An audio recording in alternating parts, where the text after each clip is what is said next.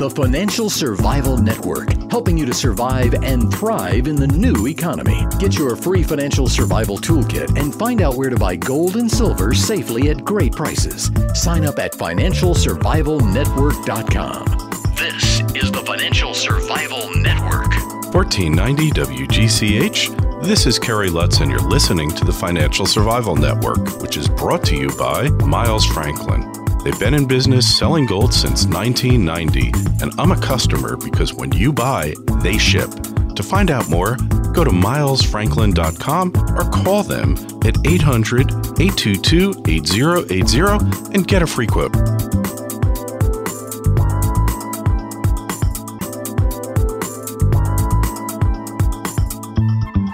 There's a lot of acquisitions going on right now. You see people in Asia buying up assets in Canada, in the U.S. They're trying to get rid of their dollars. It's an obvious trend. We see it happening more and more, which is why Sprott Global's man on the spot, Kenton Toews, is here to talk about it. Hey, Kenton, how you doing? I'm good, Kerry. How are you? I am fine, and welcome to the financialsurvivalnetwork.com. We haven't had you on before. We met you at Freedom Fest over in Vegas, and here we are. It's a week later, and a lot's going on, isn't it? Yeah, there is. CNOOC just bought out Nexen for $15 billion. It's a 60% premium to what they've been trading at. And a month before, the Petronas, Malaysian state oil company, bought Progress Energy, the 70% premium over their share price. So I think there's a bit of a move for the Chinese, or the Asians, to acquire some Canadian oil. It's a good way for them to unload their dollars and get into an asset that'll be worth something 10 or 15 years from now. So they made these companies literally an offer they couldn't refuse, huh? Pretty much. What I've been told, the reason why they came in so strong and hot is basically to shy away any other competitors, anyone else from making a counteroffer. They want the asset and they're willing to pay for it. So they showed that.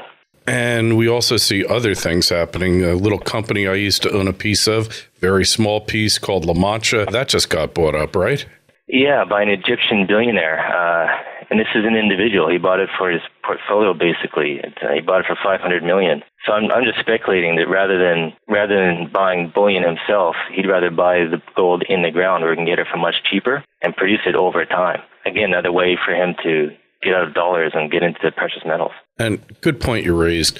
Buying it in the ground as opposed to buying it already produced from a bullion dealer.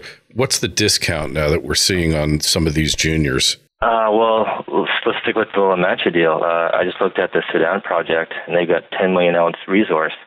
That's just one property they have. That's their flagship.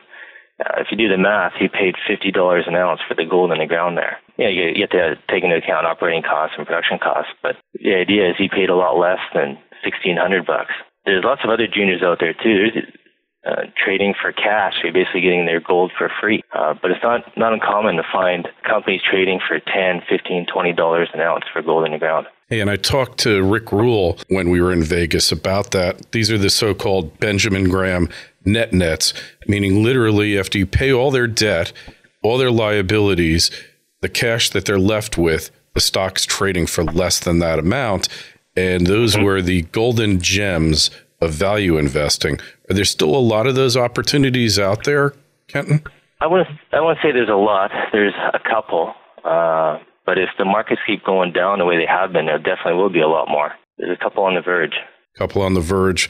Probably not a bad place to buy because you have what Benjamin Graham referred to as a margin of safety, because all the bad news in metals, everything else, it's already been discounted. So what you're left with is literally the assets of the company trading at a substantial discount, enough of a cash cushion to prevent them from really falling upon hard times.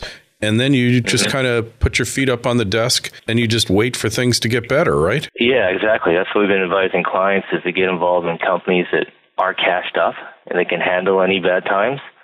So they may not necessarily be trading for less than cash, but at least they have enough cash in the bank to make it past or make it through the next year or two. Continue their drilling, continue adding value to their companies. So even if their shares trend down with the general market, the company itself intrinsically is adding value. So when the market does turn around, they'll be there to come around with it and hopefully lead the market and benefit anybody who's holding now. And of course, we don't know when and if the market's ever going to turn around. All we can do is look at past performance, past trends, and say when it's gotten to this point in the past, invariably it's turned around. Yeah, exactly. Who knows when it'll happen? It's you got to sit tight. You got to know why you're buying these things and keep those reasons in your mind. Don't let the general market shake you out of your position. Yeah, the general market has been looking pretty ugly lately, hasn't it? Oh, yeah, it's been terrible. But like you're saying, we don't know when these things could turn around. They could turn around in a month from now. The market could start going back up. So you have to have a position. Not necessarily saying be fully invested. Have a position because you don't know what will happen. And if you're positioned in companies that can ride out the next couple of years, then you shouldn't mind when it happens. If it happens a year from now or a year and a half from now, it's okay. But at least you know you're right. It's better to be a year early than a day late. So how much can some of these stocks, how much more can they go down? They've been beat up so much in the past year or so. It really makes you wonder, what else can they go down to zero? I mean, is that realistic? Well, I don't think, some of them I think deserve to go to zero for sure. The better quality ones I think can definitely keep going down. I think in this environment, anything's possible. I definitely think it's still on the cards and could continue to go down. I still see a lot of premium in the warrants that trade on the exchange. And if those speculative instruments are still trading at a premium, I still think that means there's room for downside in the market. But I'm speculating. It's been beaten up 50% over the last 2 years. Maybe that downward correction has come and gone over 2 years rather than 2 months like we saw in 2008. Who knows how it's going to play out? That's the thing. It is uncertain. That's what I've been advising clients to play both sides, is be invested in the companies you like and you believe in, and have some cash on the side just in case we see cheaper prices. Yeah, exactly. And it's got to be money that you've got just set aside for that purpose. Now, you mentioned warrants, which are similar to options, except that they're issued by the company and enable you to buy shares at a fixed price at a definite time in the future. Are you better off with warrants in some of these companies than you are in the underlying shares, or do the shares make more sense? No, I think the shares make more sense. Like you said, a warrant is just like a call option. And the problem with buying options is you have to be right about your timing. And that gets tricky. Selling options is a better business than buying them. So same thing with the warrants. Selling the warrants is traditionally a better business than buying them. But I know a lot of people who love them. They love to speculate. It's a gamble. And I think that's what drives us to the junior market in general, is that ability to make a 10-to-1 profit. And the warrants, you could make 50-to-1. But of course, with that extra leverage to the upside, you have the leverage to the downside. You can get hurt pretty bad in them. So you got to be careful when you play with them. It's a game for big boys, and you can't be bemoaning your losses and worrying about it. And one of the things that I learned over the years from many unsuccessful investments in the stock market is when you've got a stock that runs and it doubles and it's still heading up, sell half of it, take your money off the table. I think Rick mentioned that's a strategy that he's very favorably disposed towards. And that's where you always get burned, right? Where you think it's going to just keep going up and up, and then the market always fools you. Mm-hmm. Yeah, absolutely. And actually, I'll add to the warrant topic. There are times where a company shares and warrants will trade less than the previous financing. So people who couldn't get into the financing before, in theory, could get in at cheaper than those people who participated. So buying the warrants with the shares, I don't think is such a bad idea.